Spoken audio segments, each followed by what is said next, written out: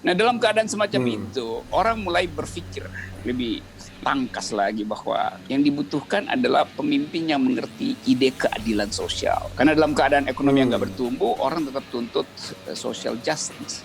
Nah, itu yang ingin saya edarkan hari ini, supaya dari awal pemimpin 2024 harus mulai dengan ide radikal, yaitu social justice. Itu udah jadi satu tema kampanye kan. Mau pilih apa? Bikin jalan tol atau bikin jalan pikiran? Mau nanam beton atau mau nanam pohon kan?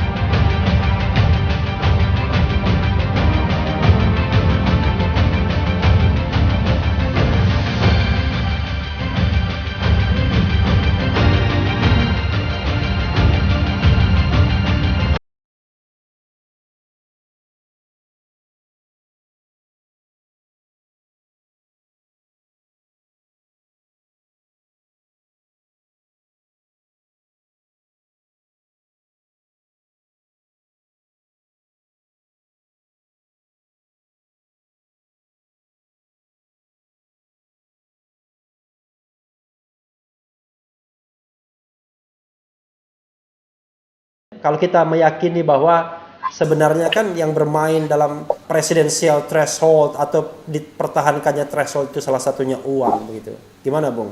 Akhirnya ujung-ujungnya nggak dapat kereta juga mereka. Ya, saya bisa menduga itu masih akan terjadi di 2024 karena memberantas itu soal yang bukan sekedar secara etis harus kita lakukan, tetapi ada faktor pertumbuhan ekonomi yang gagal sehingga rakyat terpaksa dalam keterpapaannya itu terima lagi money politics.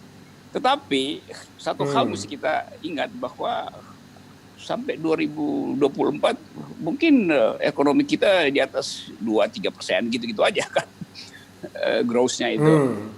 Nah, dalam keadaan semacam itu orang mulai berpikir lebih tangkas lagi bahwa yang dibutuhkan adalah pemimpin yang mengerti ide keadilan sosial. Karena dalam keadaan ekonomi yang nggak bertumbuh, orang tetap tuntut social justice. Nah, itu yang ingin saya edarkan hari ini, supaya dari awal pemimpin 2024 harus mulai dengan ide radikal, yaitu social justice. Kan cuman itu sebetulnya. Dunia juga akan mengalami perubahan di dalam paradigma ekonomi. Social justice. Orang mungkin akan bertanding untuk mempromosikan menjelang 2024 strategi yang biasa disebut sekarang lagi populer, universal basic income. Itu yang dasarnya adalah social justice, lebih sosialistis pendekatannya. Jadi mereka yang mau berlaga di 2024 pasti harus juga deal dengan isu-isu semacam ini, social justice ini. Nah, dalam keadaan itu, maka dimensi uang bisa dikurangi. Jadi kalau pemimpin hari ini misalnya ingin Anies Baswedan misalnya, Sandiaga Uno mau bertanding di situ atau orang lain, dia mesti datang dengan ide social justice. Mulai dengan environmental economy, environmental ethics. Supaya dari awal dia juga mengajarkan jangan berpikir saya mau sumbang uang ya, karena itu adalah pertandingan yang tidak etis. Jadi investasi etis harus mulai ditanam sejak sekarang oleh pemimpin-pemimpin yang namanya tadi kita bicarakan. Jadi proposal itu mestinya yang kita edarkan hari ini. Kalau saya, Bung, pengennya sederhana saja.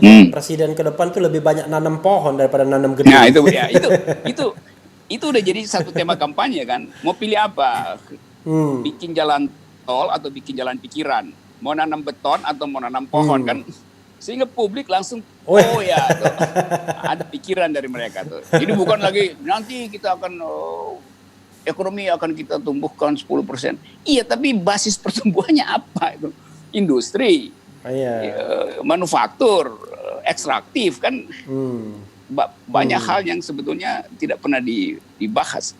Nah, dalam rangka itu perlu satu suasana masyarakat yang argumentatif, di argumentative society. Nah, channel kita hari ini, channel cerdas bersama Refli Harun, itu adalah keren cadas. Keren cadas. Itu yang mesti kita perbanyak channel macam begini nih. Sebelum juga ditutup akhirnya nih, kalau kelebihan pasti diberangus. Mudah-mudahan tidak ya kan. Karena kan yang menggawangi orang hukum, jadi paling tidak batas-batasnya saya bisa berargumentasi. Mantap. Iya.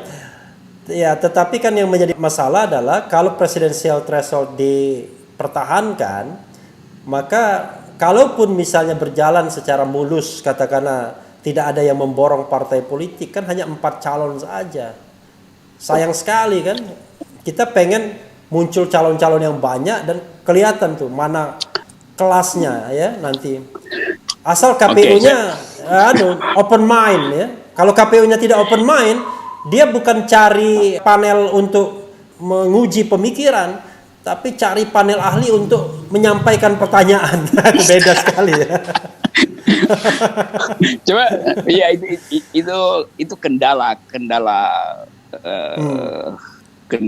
aturannya begitu tuh. Tapi kendala itu bisa tiba-tiba lenyap karena soal COVID ini. Saya coba bikin skenario gitu ya. Kalau presiden gagal untuk menangani keadaan ini karena ketidakjelasan arah, akibatnya APBN hancur, itu artinya legitimasi presiden berhenti itu. Begitu legitimasi berhenti, investor juga mulai menarik diri lagi. Begitu investor mulai menarik diri, bisnis berhenti. Padahal kita tahu sumber bisnis partai, terutama partai pendukung rejim, adalah bisnis dari oligarki tuh. Nah sekarang dia nggak punya bisnis tuh, partai-partai ini kan. Jadi pasti sumber uangnya hilang. Apalagi kalau Presiden Jokowi gagal memelihara momentum sehingga dia nggak nyampe 2024 dengan alasan macam-macam. Bukan kita inginkan, tapi ini proses sosiologi bisa begitu kan. Kalau Presiden Jokowi berhenti sebelum 2024, seluruh partai pendukung langsung nyungsep juga. PDIP udah hilang aura, Golkar, Nasdem, maka timbul suasana baru tuh. Itu sangat mungkin terjadi. Nah karena itu mungkin kita anggap ya PDIP sekarang hati-hati untuk memberi dukungan maksimal, karena kalau presiden salah ya yang disalahin juga ya PDIP juga kan, partai pendukung, Nasdem, Golkar segala macam. Jadi teori threshold dia nggak mau masuk jurang sama-sama. Iya, jadi dia mau menghindar itu juga tuh. Jadi saya masih melihat ada peluang. Sebut aja blessing in disguise, COVID ini justru sudah menapis calon-calon pemimpin dan mulai memperlihatkan mana calon pemimpin yang digembar-gemborkan tapi ternyata tidak mampu. Jadi mendahului KPU, calon-calon 2024 sudah diseleksi oleh COVID justru.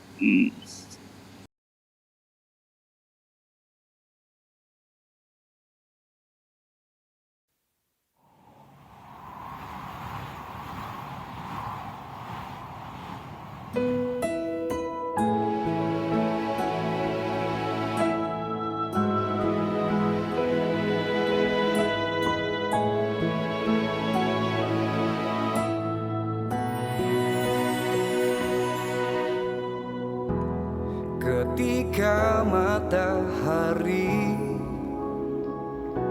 hanya di atas kepala, panas melelehkan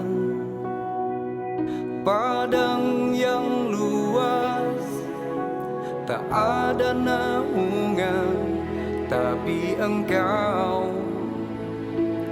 pemimpin adil. Tuhan memberi kabar gembira. Setiap manusia adalah khalifah di muka bumi ini, tapi engkau khalifah dari khalifah. Kau dinaungi, kau diselamatkan, oh, dari hari pembalasan. Engkau bisa bawa mata air kebaikan bagi manusia.